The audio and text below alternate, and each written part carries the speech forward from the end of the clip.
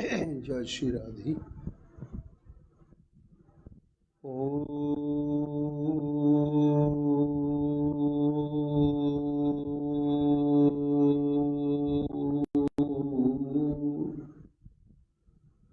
यस्य प्रसादात् भगवते प्रसादो यस्या प्रसादान्न गति कुतयपि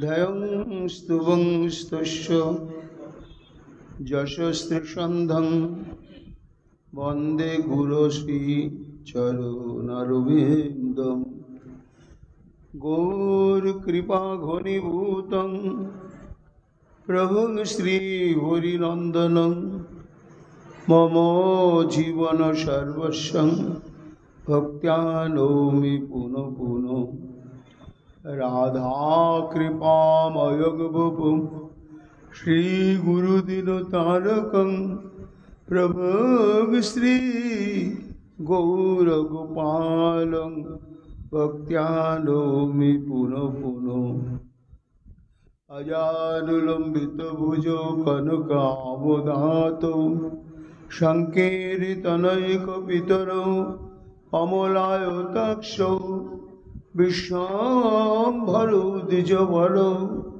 जुगधर्मपालो वन्दे जगत्प्रियकरो करुणावतारो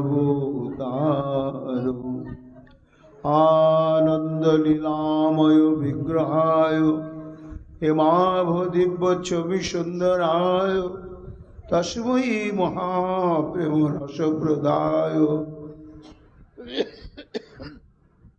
चैतन्यचन्द्राय नमो नमस्ते। निरानन्दमिदं सर्वं प्रेमानन्दस्फटिकृतं येन तं सततं वन्दे नित्यानन्दं जगद्गुरुं श्री अद्वैत नमस्तुभ्यं कलिजानकृपानिधे गौरी प्रेमप्रदानाय श्रीसीतापतये नमो लादिनीस्वरूपाय गौराङ्गसुहृदाय च भक्तशक्तिप्रदानाय गदाधर नमस्तुते। प्रणमामि श्रीवासं तमादं पंडितं मुदा श्रीगौराङ्गकृपापात्रं कीर्तनानन्दमानसं गौरी प्रेमप्रदावैव सार्वत्र समदर्शिने नारायणसुताय च श्रीमन्नरहरये नमः।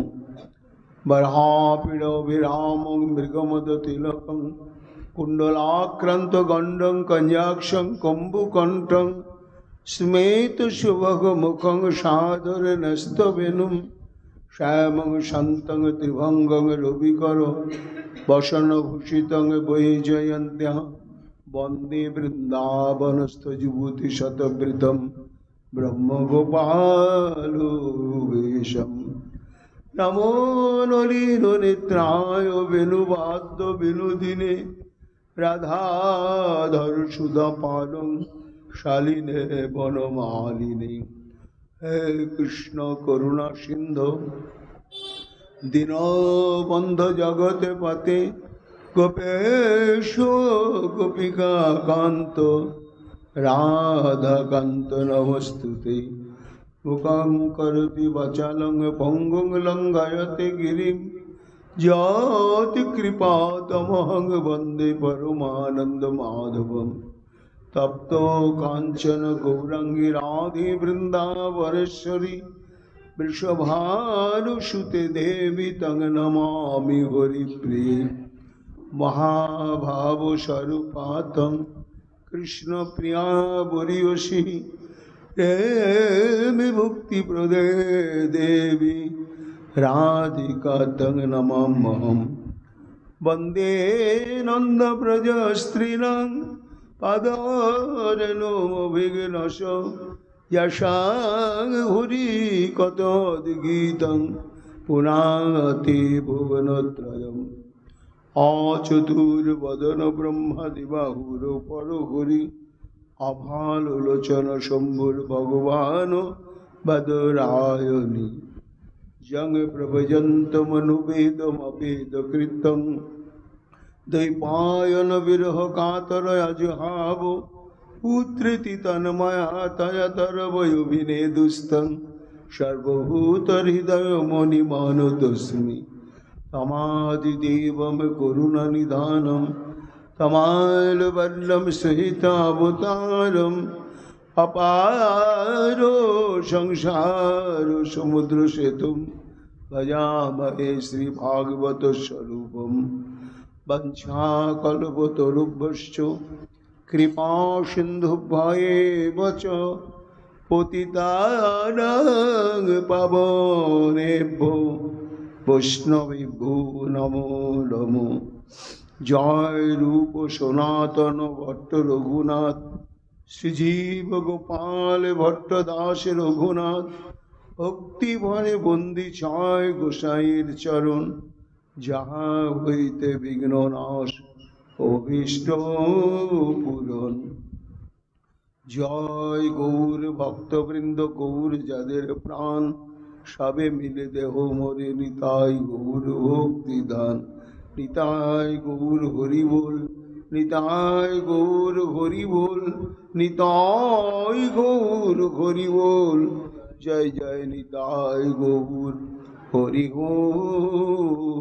हरि बोल। राधे राधे राधे जय जय श्री राधे हा राधे प्राण राधे राधे राधे राधे जय श्री राधे राधे राधे। लीला स्वप्न मम विजयते जत्र नागेन्द्र भोगे राधांगीकृत पद जुगाम्भुज संबाहनस्य तत्र श्रीरामबुद्धि परिमल स्पर्धने बद्ध हस्ते ग्रामे कामं ध्वजवती भजे बद्ध विश्राम सखम। सर्ववेदांत सार पुराण चक्रवर्ती एते चंश कला पंश कृष्णस्तु भगवान स्वयं সেই শ্রী গোবিন্দের শব্দ ব্রহ্মময় বিগ্রহ শ্রীমদ্ ভাগবত মহাপুরাণে দশম স্কন্ধে 46তম অধ্যায়ে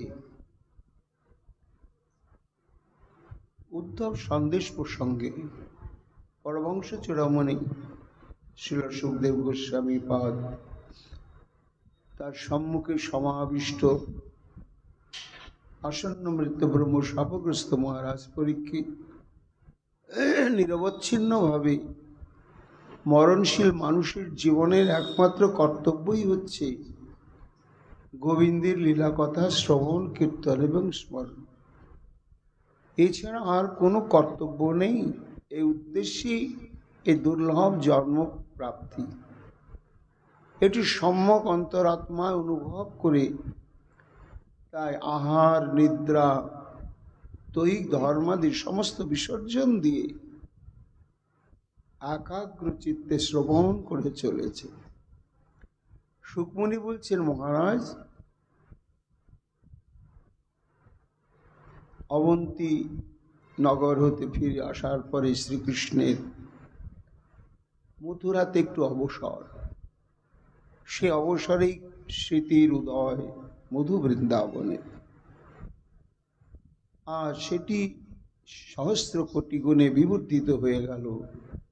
চন্দ্রশালিকায় গিয়ে যখন তিনি মথুরা স্থিত কুসুমিত বনের দিকে চাইতে চাইতে সেই নিধুবন কানন মনে পড়ে গেল মা যশোমতী, নন্দ মহারাজ তথা অগণিত কৃষ্ণানুরাগবতী গোপীগণকে।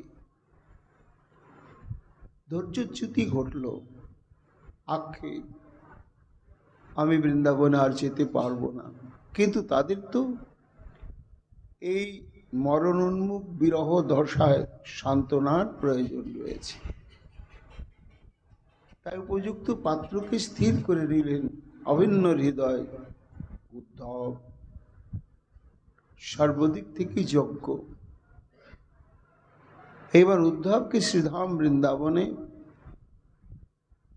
প্রেরণ করতে গিয়েই একের পর এক যে পথ দিয়ে নন্দীশ্বর থেকে শ্রী গোবিন্দ এবং বলদেব চন্দ্র অক্রূরের রথে আরোহণ পূর্বক মথুরায় এসেছিলেন, এইবার উদ্ধবকে সেই পথ ধরে ধরেই নন্দীশ্বরে পৌঁছানোর জন্য নির্দেশনা দিতে দিতে ক্রমে ক্রমে গোপীগণের রূপ গুণ, তাদের অনুরাগ ভাব রসে নিমজ্জিত চিত্ত হয়ে পড়ছেন শ্রী গোবিন্দ। গতকাল আমরা শ্রবণ করেছি, উদ্ধবকে বললেন, উদ্ধব, সেই গ্রাম যেখানে আমি মথুরায় আসবার প্রাক্কালে উপস্থিত হলে আমার কটাক্ষ বাণে বর্ধিত প্রেম অনুরাগিনী রাধারানীর যে কি দশা, সেটি নিয়ে যখন বলা বলি করছিল, তখন অক্রূরের সান্নিধ্যে থাকা সত্ত্বেও রাধা স্মৃতি অন্তঃকরণে উদয় হওয়াতে আমি আত্মসম্বরণ করতে আর পারলাম না। সাত্ত্বিক বিকারী আমার অঙ্গ প্রত্যঙ্গ অশ্রুকম্পর দ্বারা প্রভাবান্বিত হয়ে আমি চিত্রলিখিত প্রতিমার ন্যায় কিছুক্ষণ স্তব্ধীভূত হয়ে রথে থাকলাম। এইবার তারপরে আবার প্রকৃতিস্থ হলাম। সেই স্থানটি বড় মহিমাময়। উদ্ধব, তুমি নন্দীশ্বরে যাওয়ার পথে সেখানে কিছুক্ষণ অবস্থান করলে বুঝতে পারবে যে সেখানকার আকাশ বাতাস বৃক্ষলতা গুল্ম এমনকি ধূলি কণায় কণায় গোপীগণের হৃদয় নিঃসৃত প্রেম রস মাখা রয়েছে। শ্রীমদ্ ভাগবতে এই প্রসঙ্গ সুকমণি বিস্তৃত বলেন। আমরা আস্বাদন করছি আচার্যপূজ্য পরম পূজ্যপাদ শ্রীমদ্ রূপ গোস্বামী পাদের উদ্ধব সন্দেশ নামক একখানি গ্রন্থ আছে, ক্ষুদ্র গ্রন্থ, 130টি মাত্র শ্লোক, 130-31টি শ্লোক। তিনি পেলেন কোথায়? বলে তারা নিত্য সিদ্ধ পরিকর ব্রজের রূপমঞ্জুরি সাধক দশায় শ্রীমদ্ ভাগবতকে অবলম্বন করে তিনি যখন উদ্ধব সন্দেশ আস্বাদন করতে করতে লীলায় প্রবিষ্ট হলেন, তখন স্ফূর্তিতে ধারাবাহিকভাবে এই লীলাগুলো প্রকাশিত হয়েছে।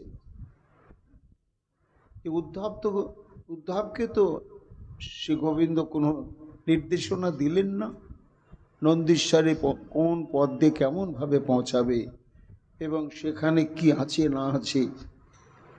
স্ফূর্তিতে রূপ গোস্বামী পাদ সেটি বাস্তবভাবে অনুভব করেই রসদগার স্বরূপ উদ্ধব সন্দেশ গ্রন্থটি আমাদেরকে কৃপা করে উপহার প্রদান করলেন। সেই গ্রন্থ থেকে আমরা ধারাবাহিকভাবে শ্রবণ কীর্তন করছি। এইবার গোবিন্দ বলেন, উদ্ধব, লীলা স্বপ্ন মম বিজয়তে যত্র নাগেন্দ্র ভোগ। সেই গ্রাম অতিক্রম করে তুমি এগিয়ে যাবে, গেলে একটি অতীব মনোরম স্থান গোপপল্লী এবং সেখানে সুবৃহৎ একটি সরোবর রয়েছে, সেখানে তুমি পৌঁছাবে। সেই স্থানের নাম হচ্ছে নাগেন্দ্রভোগ, আর প্রচলিত নাম হচ্ছে শেষশায়ী।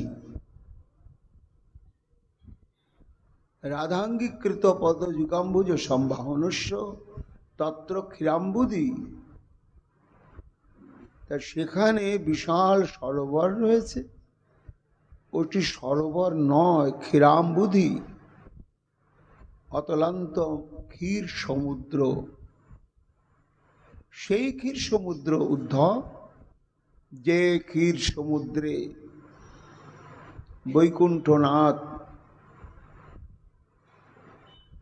অনন্ত শয্যা গ্রহণ করেছিলেন এবং লক্ষ্মী দেবী তার পদসেবা করেছিলেন। আমি যখন শ্রীমতী রাধারানী এবং গোপীগণকে নিয়ে সে মনোরম সরোবর তীরে বিহার করছিলাম, তখন আমার মনে পড়ে গেল সেই স্মৃতি। সখীগণকে বললাম, সখীগণ বললে, শ্যাম, আমরা যদি সৌভাগ্য পাই দেখার জন্য, তাহলে তুমি কৃপা করে আমাদেরকে একটু দেখাও। উদ্ধব, আমি তখন সেই সরোবরের তীরে দাঁড়িয়ে স্মরণ করলাম অনন্ত দেবকে। নিতাই গৌর হরি বল, নিতাই গৌর হরি বল, জয় নিতাই, জয় নিতাই, জয় মা।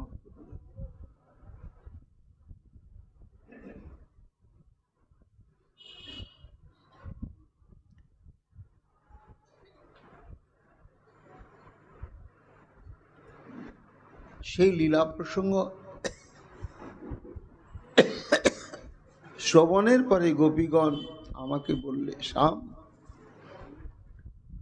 তুমি সেই লীলা এখানে প্রকট করে আমাদেরকে দেখাও। তখন আমি অনন্তনাগকে স্মরণ করার সঙ্গে সঙ্গে অনন্তনাগ সেখানে আবির্ভূত হয়ে শয্যা রচনা করে অবস্থান করলে। আমি তাতে শয়ন করলাম এবং সখীগণ শ্রীমতী রাধারানীকে আমার চরণ সেবা আদেশ করলে।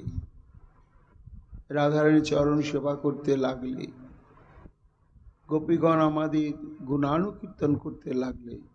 উদ্ধব, ব্রজলীলাতেও আমি ঐশ্বর্যাত্মক সেই শেষশায়ী লীলাটি প্রকাশ করেছিলাম এবং সেখানে আমি শ্রীমতী রাধারানীর পদসেবাতে চরম এবং পরম সুখ প্রাপ্ত হয়ে আমি সেখানে বিশ্রাম করেছিলাম। সেই স্থান অতিক্রম করে তুমি আরো ধীরে ধীরে অগ্রসর হতে থাকবে। সেই স্থানের অতি সন্নিকটে বিশাল গোপপল্লী, স্বয়ং দদ্নালং মন্থন নিনাদাক্রান্ত দিক চক্রবাল ঘোষস্তসং তব জনয়িতা যোজন দ্বন্দ্বচুম্বী।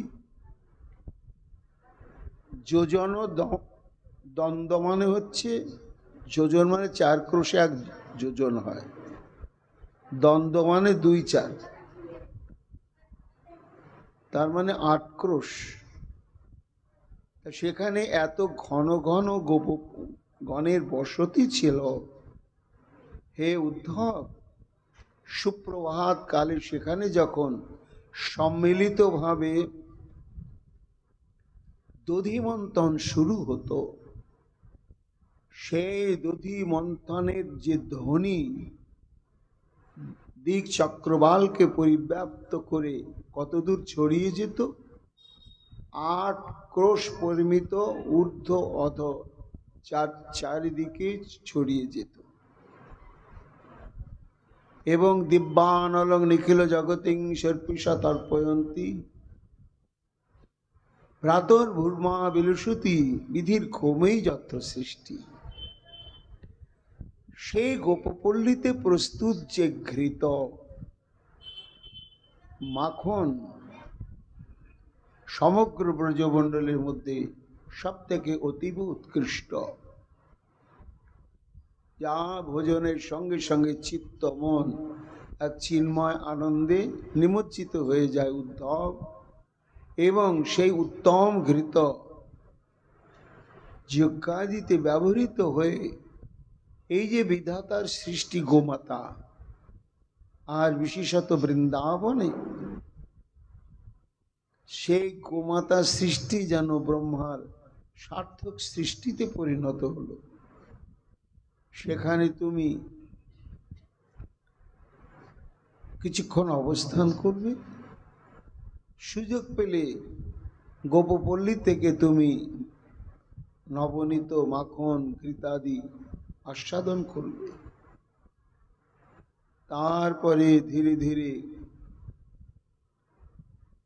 আর একটি খুব মহিমামণ্ডিত স্থানে উপনীত হবে।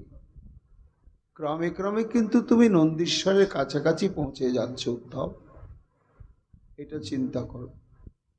কক্ষাং লক্ষাবধিরভিত কাশরীতি পরিতাং তান সন্নদ্ধ ব্রজ বিজয়িনীং শালমূলি লাক্ষ্য ভজেথা বিত্থাং বিত্তাং পৃথুকনে কর যত্র মিত্রানুবেলম খেলন্তস্তাদ অনুবিদধে বিক্রমাত্মে ক্রমেণ। অর্থাৎ তুমি আর একটু অগ্রসর হলেই একটা গ্রাম প্রাপ্ত হবে। সে গ্রামটি গোকুলের মধ্যে খুব উৎকর্ষময় স্থান। গ্রামের নাম হচ্ছে শালমলী, এখন বর্তমান প্রচলিত নাম হচ্ছে সাহার। ওই গ্রামে সমস্ত বৈশ্য জাতি এবং গোপজাতিদের বাস। আর অদ্ভুত দৃশ্য তোমার চোখে পড়বে সেই গ্রামে যখন তুমি উপস্থিত হবে রথে আরোহণ করে। তখন দেখবে যে সেই গ্রামের অলিতে গলিতে সমস্ত গোপবালকগণ খেলছে। কোন খেলা? হাডুডু, কবাডি, এই ধরনের খেলা নয়। আমি যে শৈশবে যে সমস্ত লীলাবিলাস সম্পাদন করেছি সেই সব লীলাবিলাস অনুকরণ করে তারা খেলা খেলছে। গোবর্ধন ধারণ, বকাসুর নিধন, অঘাসুর নিধন, ব্রহ্মমোহন, পুতনাবধ, গোপবালকগণ এই সমস্ত লীলার অনুকরণ প্রকাশ করে তারা অদ্ভুত ভঙ্গিমায় একাগ্রভাবে খেলছে। তুমি প্রত্যক্ষ দর্শন করলে তুমিও অভিভূত হয়ে যাবে। সেখানে কিভাবে তারা আমার গোবর্ধন ধারণাদি লীলা যে বিক্রম প্রকাশ হয়েছে সে বিক্রমকে পর্যন্ত তারা প্রকাশ করছে। এবং ব্রজমণ্ডলের মধ্যে এই শালমলী অর্থাৎ সাহার গ্রাম বড় উল্লেখযোগ্য। কেন না, রঘুনাথ দাস গোস্বামী পাদ তার স্তবাবলিতে ব্রজবিলাস ও স্তবেতে সাহার গ্রামের স্তব করেছেন। শ্বেত শ্বশ্রু ভরেণ সুন্দর মুখ শ্যামকৃতি মন্ত্রণাভিক্ষ সংসদি সন্ততং ব্রজপতি কুর্বন স্থিতিং জোচ্ছিত সপ্রাণার্বুদ খণ্ডনৈ মুরভিদং ভ্রাতুসুতং তুষয়েত সাহারে নিবসন স্বগোষ্ঠম অবতান উপনন্দ সদা। অর্থাৎ নন্দ মহারাজের জ্যেষ্ঠ ভ্রাতা, নন্দ মহারাজের মন্ত্রীও বটে, পরামর্শদাতা বটে। কেমন তার রূপমাধুর্য! শ্বেত শ্বশ্রু ভরের সুন্দর মুখ শ্যামকৃতি, অর্থাৎ শুভ্র বর্ণের শ্বশ্রু দ্বারা আচ্ছন্ন তার মুখমণ্ডল, অর্থাৎ সাদা ধবধবে গুম্প এবং শ্বশ্রু দাড়িতে আচ্ছন্ন বদন, তার মধ্যে তার অনবদ্য সৌন্দর্য প্রকাশ হয়েছে। অঙ্গের বর্ণ উপানন্দের হচ্ছে শ্যাম, এবং তিনি শাস্ত্রজ্ঞ পণ্ডিত মন্ত্রাভিজ্ঞ। সর্বক্ষণ সংসদী সন্তত ব্রজপতি কুর্বন স্থিতিং য অর্চিত। নন্দ মহারাজের রাজদরবারে অবস্থান পূর্বক সৎ পরামর্শের দ্বারা সর্বক্ষণ নন্দ মহারাজকে সহযোগিতা করতেন উপানন্দ। শুধু তাই নয়, স্বপ্রাণার্বুদ খণ্ডনৈর মুরভিদং স্বীয় ভ্রাতুষ্পুত্র মুরহর শ্রী গোবিন্দকে প্রাণের চাইতো অন্তরাত্মার চাইতো প্রীতি করতেন এবং সেইভাবে তার সন্তোষ বিধান করতেন। এমন যে সাহার গ্রাম, সেই সাহার গ্রামে আমার নিত্য বসতি হোক। দাস গোস্বামী পাদ সাহার গ্রামের এইভাবে মহিমা কীর্তন করেছেন। উদ্ধব সেখান থেকে নন্দীশ্বর বেশি দূর না, তুমি আরেকটু এগিয়ে যাবে। দূরাদেশ প্রণয়তে পুরলব্ধ সাহারা নামা প্রেমানন্দ তব নয়ন রূপনন্দ নিবাস জঙ্ঘালেন কৃতিপতি পুরীং স্যন্দনে নান বিন্দন যত্র আহারং প্রিয় অকরত হারি হই গোবিন্দ। গ্রামের এমন বৈশিষ্ট্য,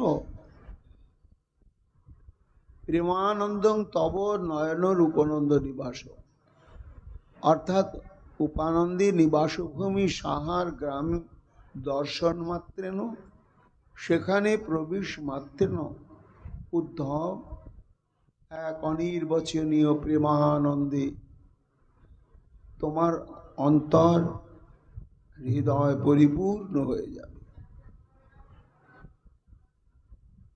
আমি যখন দ্রুতগামী রথে নন্দীশ্বর থেকে মথুরায় আসছিলাম, অক্রূর আমায় নিয়ে আসছিল, সেই সময় ওইখানে আমাকে দাঁড়াতে হয়েছিল। পদ অবরোধ করে অপেক্ষা করছিলেন সাহারবাসী সমস্ত গোপ গোপী বৃন্দ।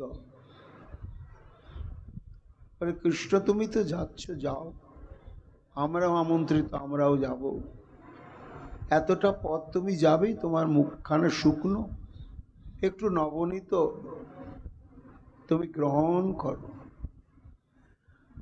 উদ্ধব আহা, সাধারণ নবনীত নয়, নবনীত এর সঙ্গে যেন তাদের হৃদয় নিংড়ানো প্রেম মাখানো রয়েছে। আজ পর্যন্ত ভুলতে পারি নাই সে নবনীতের কি মাধুর্য, কি স্বাদ, আর গোপ গোপীগণের কি আন্তরিকতা। গোপেন্দ্র স্ব্রজ পরিসরে লব্ধ তুষ্টির লভেতা স্তাং বিখ্যাত কলিত মহিলা চারু হেলাং রহেলাম। আমার সাধ্য প্রহিত মুরলী কাকলি দুরিক অহং সায়ং গোপীকুল মকরবং স্বামী নেপথ্য নদ্যম। সাহার থেকে তুমি ধীরে ধীরে নন্দীশ্বর অভিমুখে অগ্রসর হলে রহেরা নামক একটি স্থান প্রাপ্ত হবে। উদ্ধব বলছেন, প্রভু সেই স্থানের মহিমা কি? না, মহিমা হচ্ছে যে আমি যখন ব্রজমণ্ডলে ছিলাম, অনুরাগিনী গোপীগণের আকর্ষণ আমাকে থাকতে দিত না। সায়ংকালে অন্ধকারাচ্ছন্ন পথে আমি সেখানে এসে গ্রামের অনতি দূরে আমি ত্রিভঙ্গ বঙ্কিমটা আমি মুরলী বাদন করতাম। আর যে মুরলী বাদন করতাম, অর্থাৎ সেই আমার মুরলী ধ্বনিরূপ দুটি পাঠিয়ে দিলাম, সঙ্গে সঙ্গে তারা কিভাবে আসতো জানো? না, তাদের কোনো হিতাহিত জ্ঞান থাকতো না, অর্থাৎ তারা বিভ্রম বিষাদিকা রূপে আসতেন। হাতের বালা চরণে পড়তেন, চরণের অলঙ্কার হাতে পড়তেন, কখনো বস্ত্র পরিধান করতে ভুলে গিয়ে কেবলমাত্র অন্তর্বাস পরিধান করেই আমার দিকে ছুটে ছুটে আসতেন।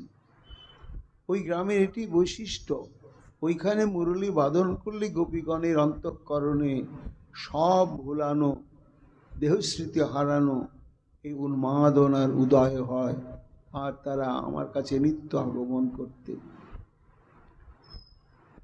যত্র প্রীতানম করবং মিত্র ভাবেন সাবান, হারং হারং বিদিত সময় বল্লভী নাং দধিনী। সাক্ষী ব্রাত সকল বলিত প্রীত স্বভাবিদ হস্তে, দিশ কৃষং পতিশ রতিন দ্বারস্যতু দ্বারম। সেই গ্রামের উদ্ধব আমি মাঝে মাঝেই যেতাম। কেন যেতাম জানো?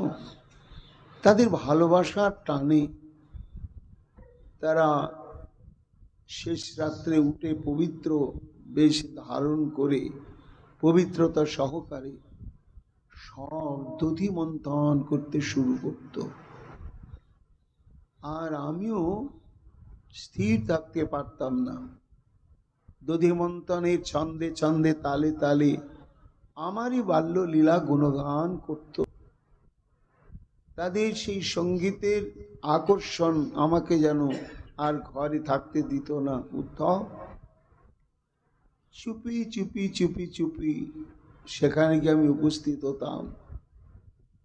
আমাকে আমার উপস্থিতি তারা অনুভব করতে পারতে না। কেন না? তারা অন্তরে অন্তরে আমাকে ধ্যান করতে করতে সে অন্তরের ঢেউ আমাতে তন্ময় হয়ে থাকত।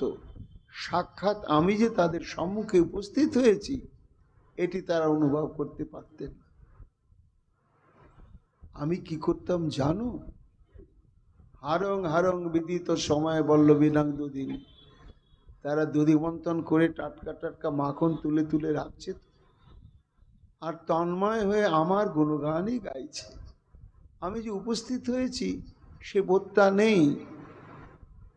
তখন আমি সব হরণ করে করে করে করে একটা পাত্রে ভরে নিতাম আর লক্ষ্য করতাম কেউ দেখছে কিনা। কেউ দেখছে না। যন্ত্রের মতন তারা কাজ করে যাচ্ছে। মন প্রাণ হৃদয়ের মধ্যে আমি বিরাজ করছি এটি প্রত্যক্ষ অনুভব করে সেই আনন্দেই তারা তন্ময়াবিষ্টা। তারপর প্রভু আমি তখন সে সুস্বাদু সমিষ্ট মাখন তাদের ভাঁড়ার ঘরে ঢুকে আবার মিশ্রি সংগ্রহ করতাম।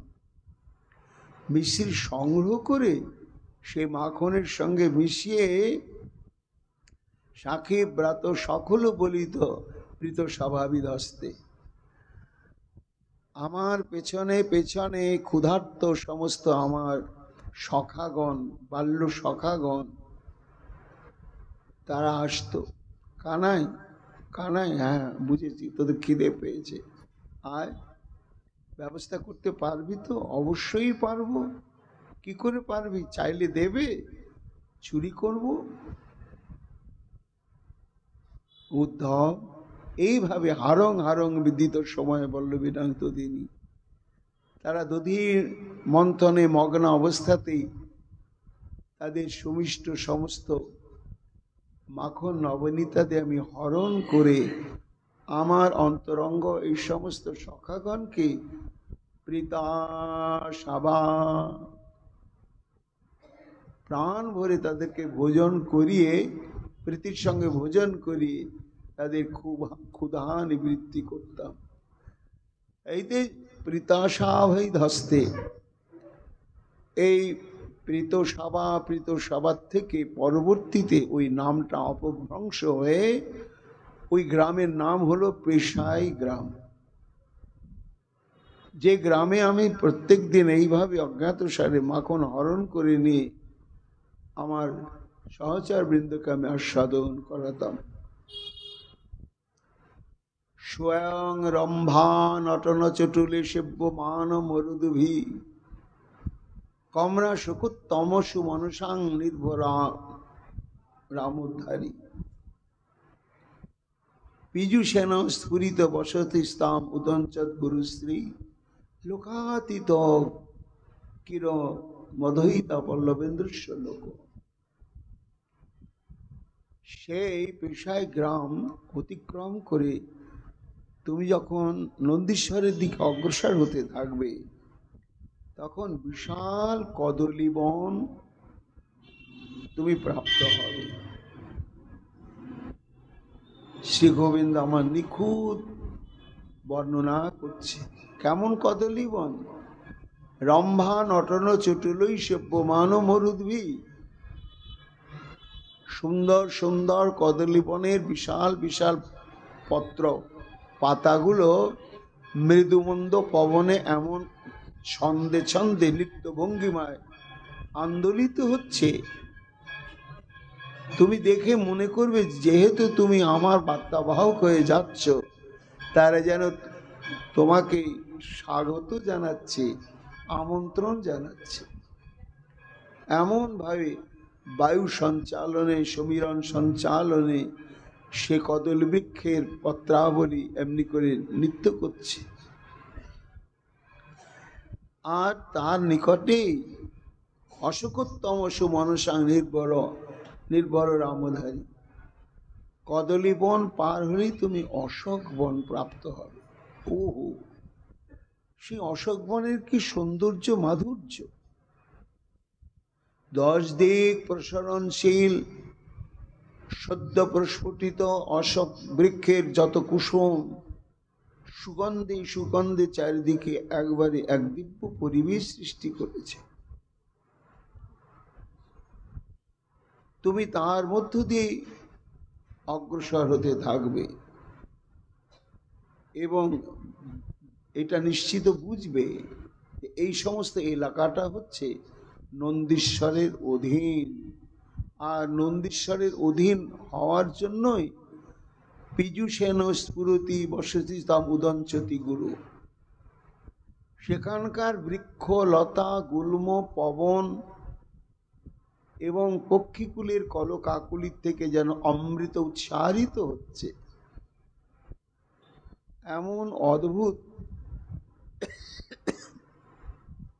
সেখানকার পরিবেশ। তোমার চিত্ত মনকে দ্রবীভূত করবে এক অদ্ভুত অনুভূতির রসে। তাহার পরে এগিয়ে যাবে পশ্যন্তি নাং চকিত চকিতং লব্ধ সঙ্গং বতাঙ্কে মামুত্তুঙ্গ ব্যসন বিষয়ে কামম উন্মাদিতানাম তাসাং বিদ্যুত লবপোষাং বল্লভীনাং প্রপাতা। বিদ্যুৎকারী কথইতে জন দক্ষিণাং যস্য কক্ষাম। বলতে বলতে শ্রী গোবিন্দ আমার অশ্রু ভারাক্রান্ত হয়ে গেলেন, গদগদ কণ্ঠ হয়ে পড়লেন। উদ্ধব, সেই স্থান অতিক্রম করে তুমি আর একটা জায়গায় পৌঁছাবে। সেই জায়গাটার নাম হচ্ছে বিদ্যুৎকারী। এই বিদ্যুৎকারী নামটা অবভ্রংশ হতে হতে বর্তমানে নাম হচ্ছে বিজবাড়ি বা বিজওয়ারি। তা বিজবাড়ি বা বিজওয়ারি নামটা হলো কেন? আহা, সেটা আমি তো প্রত্যক্ষদর্শী উদ্ধব। বলতে গিয়ে আমার হৃদয় মর্মস্থল বিদীর্ণ হয়ে যাচ্ছে। সমস্ত গোপীগণের অনুরোধ নয়নের জল উপেক্ষা করে সূর্যোদয় প্রাক্কালে অক্রু যখন আমাকে নিয়ে এবং বলদেব চন্দ্রকে নিয়ে মথুরার দিকে শুভযাত্রা করলে, তখন ওই সমস্ত অনুরাগিনী গোপিকা বৃন্দ এতদিন পর্যন্ত তাদের আত্মীয় স্বজন, স্বামী, পিতা, মাতা, ভ্রাতা, বন্ধুজন, তাদের কাছে আমার বিষয়ক যে প্রেম, সে প্রেমটি অত্যন্ত গোপনই ছিল, কেউ জানত না এবং চিরকাল গোপনই থাকত। কিন্তু আমি যখন মথুরায় শুভযাত্রা করলাম, তখন গোপীগণ দেখলেন আর আমাদের কি লাভ, গোবিন্দ এই যে যাচ্ছে মথুরায় আর কখনো আসবে না। ভিক্ষু ভিক্ষু গোপগণ, ব্রাহ্মণ পুরোহিত বৃন্দ, তারা কেউ অনুভব করছে না। তখন তারা ধৈর্য লজ্জা সমস্ত কিছু পরিত্যাগ করলে, করে আর্তনাদ করতে করতে করতে করতে এইখানে উপস্থিত হলে সেই গ্রামেতে। উদ্ভ্রান্তা হয়ে তাদের হৃদয় বিরহে বিদীর্ণ হয়ে যাচ্ছে। আর্তনাদী আর্তনাদী সমগ্র আকাশ বাতাস যেন মুখরিত হয়ে উঠল। হা প্রাণনাথ, হা মাধব, হা দামোদর, হা গোবিন্দ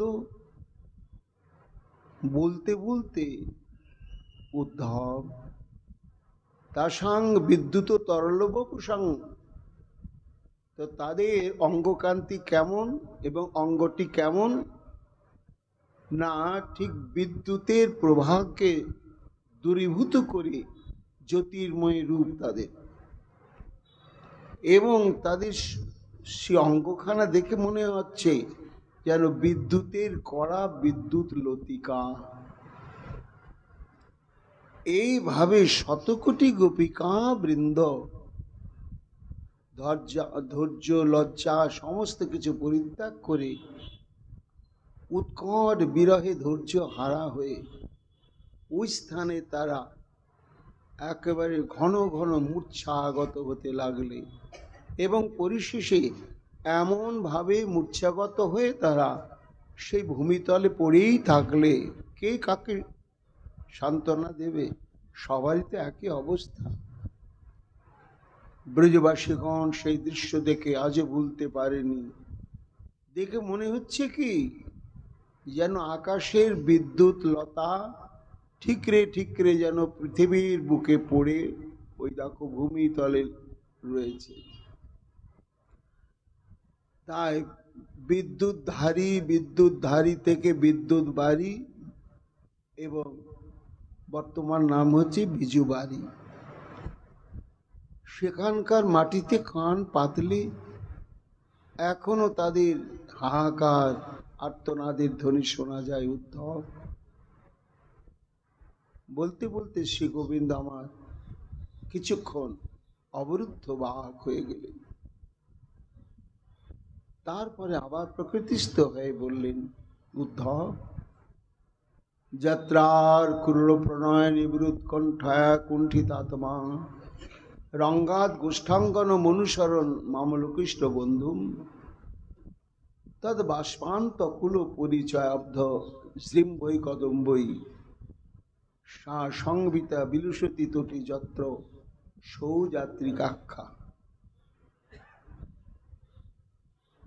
সেই স্থান অতিক্রম করে অক্রূর যখন আমাদের রথখানা নিয়ে মথুরার দিকে অগ্রসর হলে, তখন অক্রূরের অন্তঃকরণ এত ক্রন্দন, এত অনুরোধ, এত পরামর্শ কিছুতেই স্পর্শ করেন। কিন্তু দৈবক্রমে একটি দৃশ্য চোখে পড়ল অক্রূরের রথ থেকে। কি দেখলে না, কতিপয় আমার সখাবৃন্দ, তাদের মুঠোর মধ্যে আছে ফল। আমি মথুরার দিকে চলে আসছি, পেছনে তারা কানায় কানায় কানায় কানায় বলে ছুটছে। কানাই রে, তুই যে খেলতে খেলতে বললি খিদে পেয়েছে, আমার জন্য একটু তোরা ফল নিয়ে আয়। ফল খুঁজতে দেরি হয়ে গেল, আর খুঁজলেই তো পাওয়া যাবে না, বা খেয়ে দেখতে হয় ফলটা কতটা মিঠা। তুই চলে যাচ্ছিস মথুরায়, চলে যাচ্ছিস, ফলগুলো কি হবে? ফল খেয়ে যা, ফল খেয়ে যা। বলতে বলতে ঘন ঘন মূর্ছা যেতে লাগলো সেই সমস্ত সখাগণ। এবং তাদের যে হৃদয় বিদারী আমার নাম ধরে ধরে যে ক্রন্দন আর্তনাদ, উদ্ধব অক্রূরের চিত্ত একেবারে বিগলিত হয়ে গেল। তদ বাষ্পান্ত কুল পরিচয়বদ্ধ শৃম্ভই কদম্বই, রথটাকে থামিয়ে দিয়ে অক্রূর হাউ হাউ করে কাঁদতে লাগলো। আর আমার দিকে তাকাতে লাগলে, প্রভু এতই তুমি ভালোবাসা দিতে পারো, আর তোমাকে এতই ভালোবাসতে পারে জগৎ। ইস, আমি তো তোমাকে নিয়ে যাচ্ছি কর্তব্য সাধনের জন্য, উপায় নেই, কিন্তু পরবর্তীতে কি হবে এদের। এই বলতে বলতে উদ্ধব অক্রূর সেখানে নয়নের জলে একেবারে অভিভূত হয়ে সেখানকার ভূমিকে পরিষিক্ত করে দিয়েছিল। বিশাল কদম্ব বন, সেই ভূমি যেন বিসিঞ্চিত হয়েছিল অক্রূরের উষ্ণ অশ্রুতে। আর সেই থেকে সেই স্থানটির নাম হলো সৌযাত্রিক। সেই সব স্থানে এখনো শুধু বেদনা বেদনা। তারপরে তুমি ক্রমে ক্রমে নন্দীশ্বরের নিকটেই পৌঁছে যাবে। সেখানে গিয়ে তোমার অদ্ভুত দৃশ্য চোখে পড়বে। কি দৃশ্য?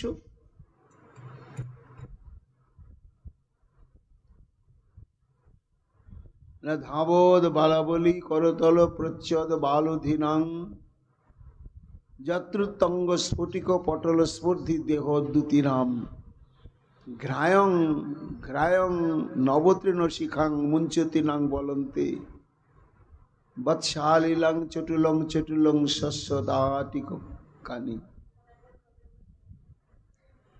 এই দৃশ্য তুমি কোনোদিন দেখোনি মথুরায়, ওখানে দেখবে। সুপ্রভাত কাল, অসংখ্য একেবারে সাদা ধবধবে শ্বেত বর্ণ বৎস বাছুরগুলো, নধর কান্তি, তাদের দন্ত উদ্গম হয় নাই এবং তারা তখনও তৃণভক্ষণ করতে শুরু করে নাই।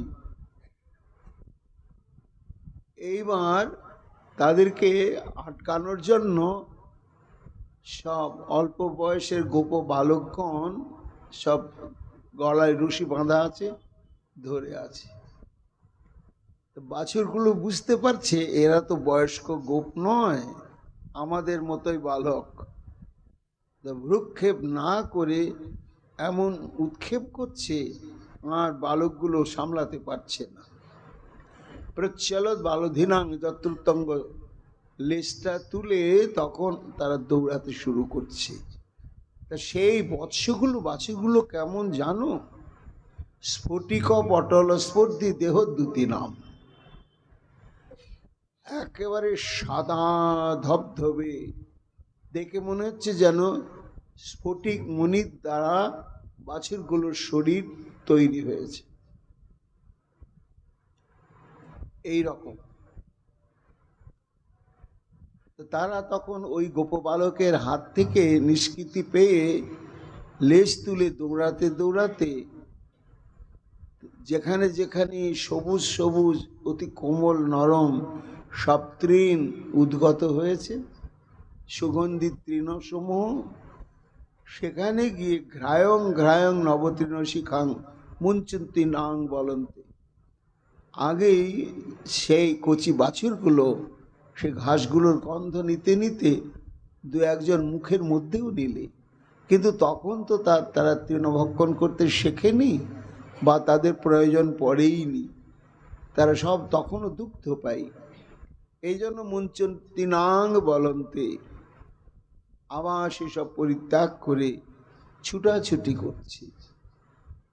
এই বালকগণের এবং বৎসকণের এই ছুটাছুটি, তৃণ আঘ্রাণ এবং ভক্ষণের প্রচেষ্টা, এই দৃশ্য দেখলে তুমি অভিভূত হয়ে যাবে, আত্মহারা হয়ে যাবে। এরপরে আরেকটু এগিয়ে গেলে একটি মনোরম স্থান পাবে। স্থানটি একটু নিরালাপ প্রান্ত। আভিরিনাং নয়ন সরণী সঙ্গমা দেবতাসাং, সদ্য মোট্টায়িত মধুরিমোল্লাস ভঙ্গি বিধাতা, পিটিভূত মম পরিমল গোষ্ঠী গরিয়ান, যাত্রা স্থানে মনু বিজয়তে পাণ্ডর গণ্ড শৌল। সেই গ্রষ্ঠ ভূমিতে উপস্থিত হয়ে দেখবে একটি বৃক্ষের তলায় বেদির আকৃতি একটি গণ্ড শৈল, সাদা ধবধবে। ওটা মানুষের তৈরি কোনো বেদি নয়, ওটা প্রাকৃতিক একটা শিলাখণ্ড। আমি কখনো কখনো অবসর ক্রমেতে গোপীগণের প্রেমাকর্ষণে তাদের ভাব অলঙ্কার সমূহ আস্বাদন পিপাসু হয়ে এসে সেই শুভ্র বর্ণ শিলাখণ্ডের, বেদির নয় শিলাখণ্ডের উপরে বসে গোপীগণের দিকে আমার এই জোড়াভুরু নৃত্য করে কটাক্ষ বাণ নিক্ষেপ করতাম। উদ্ধব সেই বাণ স্পর্শ মাত্র তাদের ভাব সিন্ধু উচ্ছ্বলিত হয়ে উঠত, আর উচ্ছ্বলিত হয়ে উঠলে নানা রকম ভাব ভূষণ, সেই ভূষণে তারা ভূষিত হয়ে যেত। শাস্ত্র বলছে একে অনুভব বলা হয়। কি কি ভাব, কি কি অলঙ্কার? যৌবনে সত্য জাতাস্তাসাম অলঙ্কারস্তু বিংশতি, উদন্তদ্ভূত আকান্তে সর্বথাভিনিবেশত। অর্থাৎ এই রাধা গোবিন্দের যে প্রেম, এটি উচ্চকোটির প্রেম। তো রক্তে মাংসে গড়া কোনো যুবক যুবতীর প্রেমের মধ্যে যত গভীরতা আছে, যত স্থায়ী সঞ্চারী ভাব রয়েছে, রাধা গোবিন্দের প্রেমের কাছে সেটা পৌঁছাতেই পারে না। এবং সেই সমস্ত প্রসঙ্গ আমাদেরও জানা দরকার। তা উদ্ধব যেন জানতে চাইছে, মোট্টায়িত ভাবে তোমাকে অভিনন্দিত করলে, আপ্যায়িত করলে গোপী, এটার তাৎপর্য কি প্রভু? তার উত্তরেই যেন গোবিন্দ বলছেন, শোনো, যখন গোপিকাবৃন্দের সঙ্গে আমার প্রেমের নিবিড় সম্পর্ক গড়ে উঠল, তখন আমাকে ভাবলে, আমার গন্ধ নাসিকায় প্রাপ্ত হলে, আমাকে সাক্ষাৎ দর্শন করলে, তারা তো আমার নয়ন সুখের জন্য নানা ভূষণে ভূষিতা। গোপীগণ দ্বাদশ আভরণ ষোড়শ শৃঙ্গারবতী আমার আধারে, কিন্তু এই দ্বাদশ আভরণ এবং ষোড়শ শৃঙ্গারে গোবিন্দের সুখ হয় না, এটি রাধারানী জানেন এবং গোপিকাবৃন্দ জানেন। তাহলে রাধারানী গোবিন্দের সুখের জন্য আরও তাহলে অভিনব কোনো দুর্লভ অলঙ্কার রয়েছে? হ্যাঁ, রয়েছে। সে অলঙ্কার সমূহের নামই হচ্ছে অনুভাব অলঙ্কার। অর্থাৎ অলঙ্কারের সৌন্দর্য মাধুর্যে তারা সর্বক্ষণ সৌন্দর্যবতী নয়, গোবিন্দকে দর্শন বা চিন্তন বা তার গন্ধাদি বা স্পর্শ মাত্রেন তাদের মধ্যে দিব্য দিব্য অদ্ভুত অদ্ভুত অনুভাবের বিকার ঘটে, এবং সেটি চরম আস্বাদ্য এবং দর্শনীয়। তাকে অনুভাব অলঙ্কার বলা হয়। তা হচ্ছে তিন প্রকার। এক হচ্ছে অঙ্গজাত, আর এক হচ্ছে যত্নপূর্বক, আর এক হচ্ছে স্বভাবজাত। অঙ্গজাত ভাব অলঙ্কার কি? হাব ভাবস্য হেলা চ প্রক্তাস্তত্রত্রয় অঙ্গজা। হাব, ভাব আর হেলা, এটি হচ্ছে গোপীগণ যখন শ্রীকৃষ্ণ সম্বন্ধে যুক্ত হয়, তখন শ্রীকৃষ্ণের সুখের নিমিত্ত তাদের বাক্যে, অঙ্গ প্রত্যঙ্গে, ভঙ্গিতে প্রকাশ পায়। আলাদা আলাদা, কোনোটার নাম হাব, কোনোটার নাম ভাব, কোনোটার নাম হেলা। আবার যত্নপূর্বক তারা ইচ্ছাকৃতভাবে প্রকাশ করেন কতকগুলো ভাব অলঙ্কার, সেগুলো আবার আলাদা। শোভা, কান্তি, দীপ্তি, মাধুর্য, প্রগল্ভতা, ঔদার্য এবং ধৈর্য, এই 7 প্রকার ভাব অলঙ্কার প্রকাশিত হয়। এগুলো অযত্নজ স্বাভাবিকভাবে প্রকাশ পায়। আর বাকি আছে 10টি অলঙ্কার: লীলা, বিলাস, বিচ্ছিত্তি, বিভ্রম, কিলকিঞ্চিত, মোট্টায়িত, কুট্টুমিত, বিভ্রম, ললিত এবং বিকৃত। এগুলো হচ্ছে অলঙ্কার, ভাবালঙ্কার। এগুলো ব্রজগোপিকাগণের স্বভাবজাত অলঙ্কার। তার মধ্যে পরিপূর্ণভাবে অভিব্যক্ত হয় একমাত্র শ্রীমতী রাধারানীর মধ্যেই। লীলা নামক একটি ভাব অলঙ্কার, গোবিন্দকে দর্শন মাত্রেন লীলা নামক ভাব অলঙ্কারটি প্রকাশিত হয় শ্রীমতীর মধ্যে। তখন গোবিন্দের অশেষ সুখ এবং আনন্দ হয় তদ্দর্শনে। এইভাবে বিলাস, বিচ্ছিতি, বিভ্রম, কিলকিঞ্চিত প্রত্যেকেরই সংজ্ঞা এবং দৃষ্টান্ত উজ্জ্বল নীলমণি গ্রন্থে আছে। তো তার মধ্যে একটি হচ্ছে মোট্টায়িত। এই মোট্টায়িত প্রসঙ্গ নিয়ে এখানে কথা হচ্ছে। গোবিন্দ বলছেন যে উদ্ধব, সেই গোষ্ঠ প্রান্তে আমি শুভ্রবর্ণ সেই শিলাখণ্ডের উপরে বসে গোপিকাগণকে প্রেমে উদ্বুদ্ধ করলে তারা বিশেষ ভাবালঙ্কারে আমাকে সেবা করত। তার মধ্যে একটি ভাব হচ্ছে মোট্টায়িত। এই মোট্টায়িত ভাব প্রকাশ পেত। উদ্ধব বলছেন, প্রভু আমি তো বুঝি নাই, সব রসানুভূতির থেকে এখনো দূরে। তুমি সর্বকারণের কারণে এই তত্ত্বটি বুঝেছি। কাজে মোট্টায়িত মানেটা কি, এর আগম নিগম কি, একটু কৃপা করে বলবে? আমি বলবো না, ওই দেখো আমার কৃপায় মহাজনগণ এর বিশ্লেষণ করেছেন। কান্ত স্মরণ বার্তাদৌ হৃদি তদ ভাবত প্রাকট্যম অভিলাষস্য মোট্টায়িত মুদিচ্ছতে। অর্থাৎ শ্রীকৃষ্ণের প্রতি প্রেমাশক্তি অন্তঃকরণে উদয় হওয়ার পরেতে শ্রীকৃষ্ণের সম্মুখে অথবা পরোক্ষে কতগুলো সাত্ত্বিক ভাবের প্রকাশ ঘটে। সব নয়, কতিপয় সাত্ত্বিক ভাবের প্রকাশ ঘটে। সেই সাত্ত্বিক ভাব প্রকাশিতকেই বলা হয় মোট্টায়িত নামক ভাব। এর দৃষ্টান্ত কি না, কৃষ্ণের প্রতি পূর্ব রাগবতী হয়েছে পালি নামক এক ব্রজগোপী। রাগ তো 2 প্রকার, অনুরাগ এবং পূর্ব রাগ। অনুরাগ হচ্ছে কৃষ্ণের সঙ্গে সম্বন্ধ স্থাপন হওয়ার পরেতে গোপিকাগণের অন্তরে, ব্যবহারে, বচন ভঙ্গিতে যত কিছু প্রকাশ পায়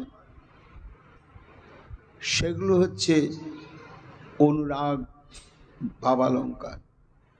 আর মিলন হয়নি, গোবিন্দের সঙ্গে মিলন হয়নি, স্পর্শ ঘটেনি, তার নাম শ্রবণ করে, তার রূপ দর্শন করে, তার অঙ্গগন্ধ প্রাপ্ত হয়ে, তার বংশীধ্বনি শ্রবণ করে আত্মসমর্পণ হয়ে গিয়েছে। এইবার আত্মসমর্পণ হয়ে যাওয়ার পরে সাক্ষাৎ তো মিলন হয়নি তখনও। তো যতক্ষণ পর্যন্ত সাক্ষাৎভাবে মিলন না হচ্ছে ততক্ষণ পর্যন্ত তো অন্তর এক বিরহ কাতর অবস্থা। সেই অবস্থা পালি নামক এক গোপীর হয়েছে। অন্যান্য সখীগণ তার অবস্থা থেকে বুঝতে পেরেছেন যে কৃষ্ণ প্রেমে এ ডুবেছে, কিন্তু জিজ্ঞাসা করলে কিছুতেই সে প্রকাশ করছে না। তা প্রকাশ না করলেও কি থাকলো? মুট্টায়িত ভাবের দ্বারা তা প্রকাশ হয়ে গেল। কিভাবে প্রকাশ হলো? না, সেই ঘটনাটি বৃন্দা শ্রী গোবিন্দের কাছে এসে বলছেন যে, হে শ্যামসুন্দর, ন ব্রুতে ক্লম বীজ মালিভীর অলং পৃষ্ঠাপি পালি যদা। পালি যে পূর্বরাগ ব্যাধিতে, তোমার প্রতি পূর্বরাগ ব্যাধিতে আক্রান্ত হয়ে ক্ষীণ হয়ে পড়ছে, অন্তর্মুখী হয়ে গিয়েছে, বাহ্যিক ব্যবহার স্বতন্ত্র হয়ে গিয়েছে, আমরা বুঝতে পেরেছি, কিন্তু ও কিছুতেই ধরা দিচ্ছে না। এ ধরাটা পড়লো কখন? ওই মোট্টায়িত ভাব প্রকাশ ঘটল যখন। চাতুর্যেন তদ অগ্রতস্তব কাতাভিস্তদা প্রস্তুতা। সখীরা তাকে একদিন ঘিরে ধরেছে, পালি শুকিয়ে যাচ্ছিস, হাসি নেই, কাকে যেন সর্বক্ষণ চিন্তা করছিস তুই, তা আমরা তো তোর অন্তরঙ্গা সখী, আমাদের কাছে কেন গোপন? কিছুতেই প্রকাশ করছে না। জানো শ্যামসুন্দর, ও যে তোমার প্রেমাকর্ষণে পড়েছে দেখে বোঝা যাচ্ছে, কিন্তু যখন কিছুতেই ধরা দিচ্ছে না, তখন কতিপয় চতুর সখী বললে, মর্গে তোর ব্যাধি নিয়ে তুই আক্রান্ত হয়ে মরতে থাক, আমরা গোবিন্দকে ভালোবেসে ফেলেছি। এই বলে হে শ্যামসুন্দর, তোমার রূপ গুণ লীলা আর বংশী মাধুরীর কথা তারা আলোচনা করতে শুরু করলে। তো যখন তোমার নাম, রূপ, গুণ, লীলা এবং বংশী মাধুর্যাদি মহিমা বলতে তারা শুরু করলে, সঙ্গে সঙ্গেই তোমার স্মৃতি অন্তঃকরণে উদয় হওয়ার জন্য আর গোপন তত্ত্ব গোপন থাকলো না। পালির অঙ্গ প্রত্যঙ্গের অবস্থা কেমন হলো? না ক্ষণং শৃণ্বন্তি বিম্বষ্টি পুলকৈর বিড়ম্বিতবতী। একেবারে এমন পুলকে অঙ্গ প্রত্যঙ্গ শিহরিত হয়ে উঠল, দেখে মনে হচ্ছে ফুল্লাং কদম্ব শ্রিয়ম। দেখে মনে হচ্ছে যেন টাটকা ফোটা কদম ফুল। কদম ফুলের গা যেমন হয়, ঠিক এটি হচ্ছে মোট্টায়িত ভাব। হে উদ্ধব, আমি শিলাখণ্ডে বসে বসে গোপীগণের সে এক একটা কিলুকিঞ্চিত বিব্ব কুট্টুমিত মোট্টায়িত লীলা, বিচ্ছিতি, বিলাস, ললিত এই সমস্ত অলঙ্কার অনুভব করতাম। তুমি সেই স্থান দিয়ে নন্দীশ্বরের দিকে অগ্রসর হবে। বলতে বলতে শ্রী গোবিন্দ আমার গোপীর স্মৃতিতে একেবারে ডুবেই গেলে। গিয়ে বলছেন, উদ্ধব, এবার গোপীরা আমাকে নিয়ে কেমন অবস্থা প্রাপ্ত হলো সেটি তোমাকে একটু বলি, তুমি মন দিয়ে শোনো। আমার প্রেম তাদেরকে কোন অবস্থায় ফেলেছিল? রেণুর নায়ং প্রসরতি গবাং ধূমধারা কৃষাণু। বেনুর নাশ গহন কুহারি কিচক রবিতি। পশ্যেন মত্তে রবি অভি যজৌ নাধুনাভি প্রতিচিং মা চাঞ্চল্যং কলয় কুচয় পত্র বল্লিং তনবি। অর্থাৎ তখন অপরাহ্নকাল, দ্বীপ্রহর অতীত হয়েছে, অপরাহ্নকাল। তা কোনো যুদ্ধেশ্বরীকে শৃঙ্গার করে সাজাচ্ছেন তার সখী, কিন্তু সে আমাকে ভাবতে ভাবতে ভাবতে ভাবতে এমন তন্ময় দশা হয়েছে, এইবার আমি বোধহয় সন্ধ্যা হয়ে গিয়েছে, আর গোধূলি ধূসর বেলায় আমি যেন গোষ্ঠ হতে প্রত্যাগমন করছি, সেই পথ দিয়ে আমাকে দর্শন করার জন্য অস্থির হয়ে গিয়েছে সে। ওই তো ওই তো গোধূলি দূষণ বেলায় দেখো দেখো আকাশ গোখরোত্থিত ধূলি জালে কেমন আচ্ছন্ন হয়ে গিয়েছে। ওই তো বাঁশি শোনা যাচ্ছে, ব্যাকুল হয়ে গিয়েছে। কিন্তু তখন তো অপরাহ্নকাল সবেমাত্র শুরু হয়েছে, সায়ংকাল নয়। এইবার তাঁর ব্যাকুলতা ব্যস্ততা দেখে সাজাচ্ছিল সেই সখী জিতেশ্বরীকে বলছে, ও সখী, তুমি কি উন্মত্তা হয়ে গেলে? আরে ভাই শোনো, রেণুর নায়ং প্রসরতি গমং ধূমধারা কৃষাণু, এই যে পশ্চিম আকাশে তুমি দেখছো ধূলি জাল আচ্ছন্ন হয়ে গিয়েছে, তা নয়। গোপপল্লীতে পল্লীতে সন্ধ্যাকালের আগেই রন্ধন ক্রিয়া সমাধা করতে হবে।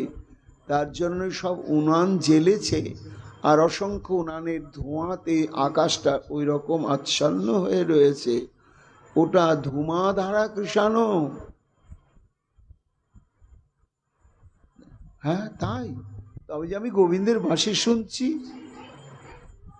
বেনুর নাশো গহন কুহারে কিচকর রবিতি, ওটা কৃষ্ণের বংশীধ্বনি নয়। তবে কিসের ধ্বনি? না,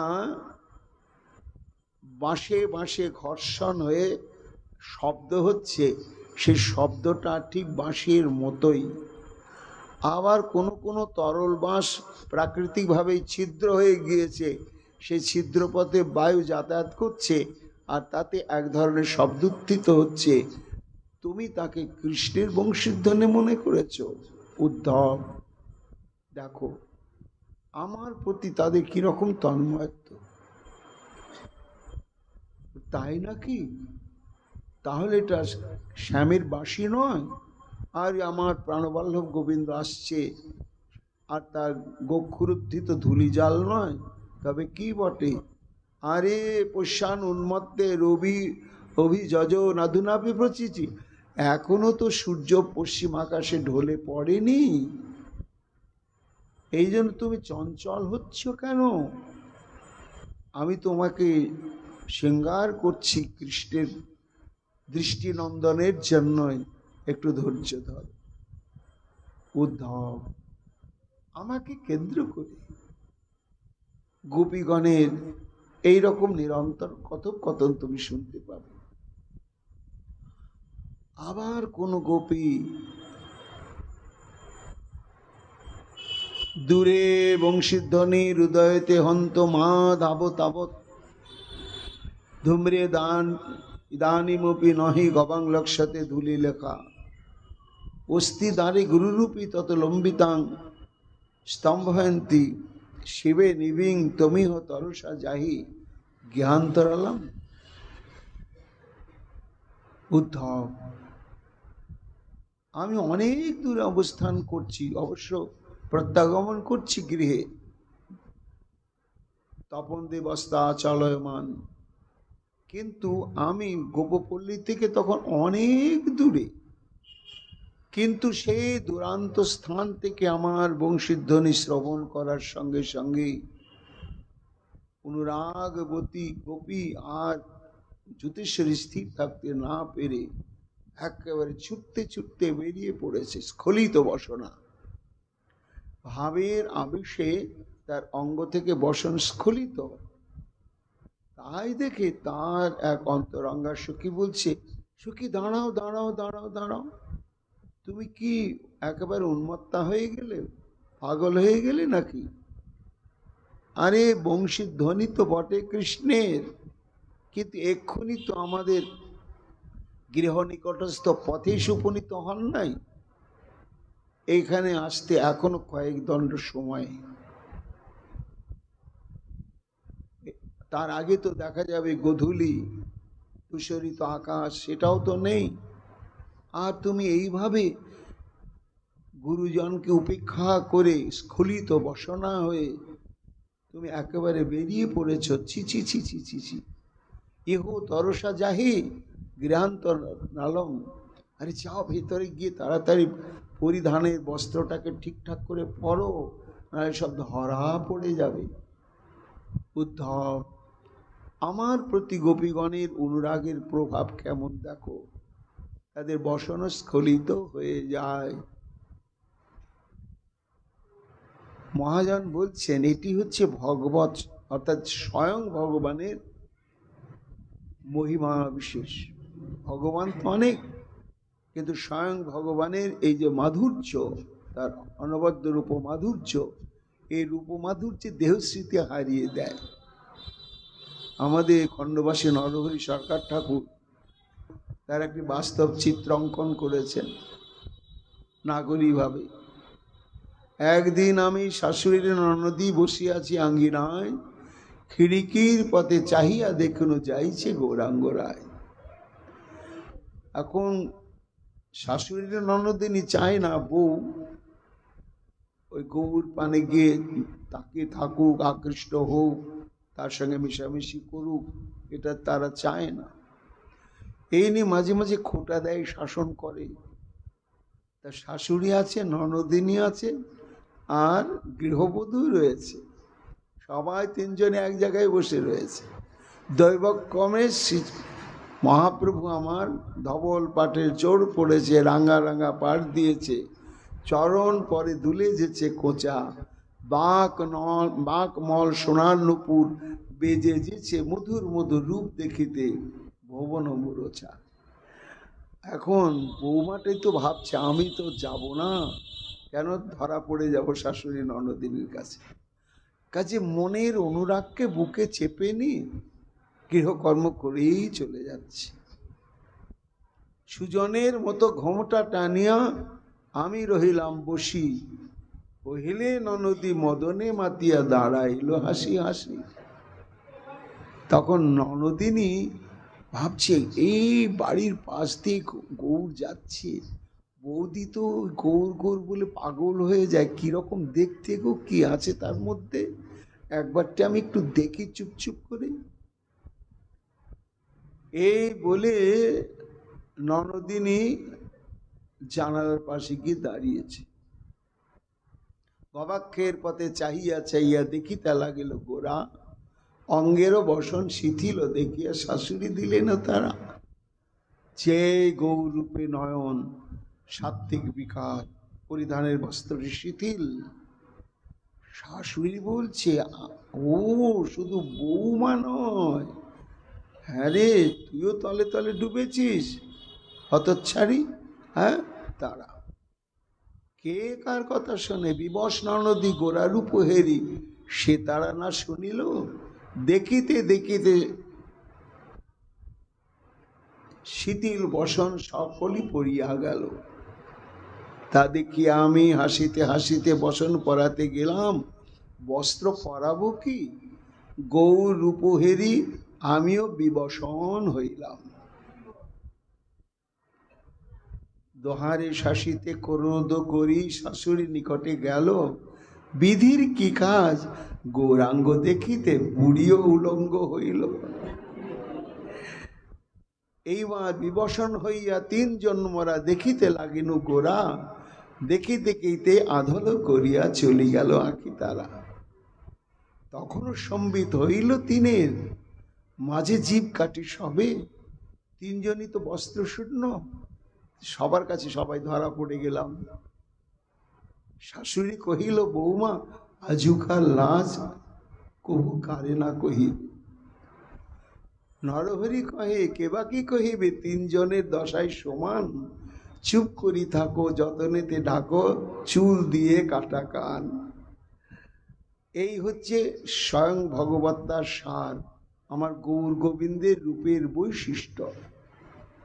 যে কথা গোবিন্দ উদ্ধবকে বলছেন যে উদ্ধব, এই আমাকে কেন্দ্র করে গোপীদের এই পরিস্থিতি।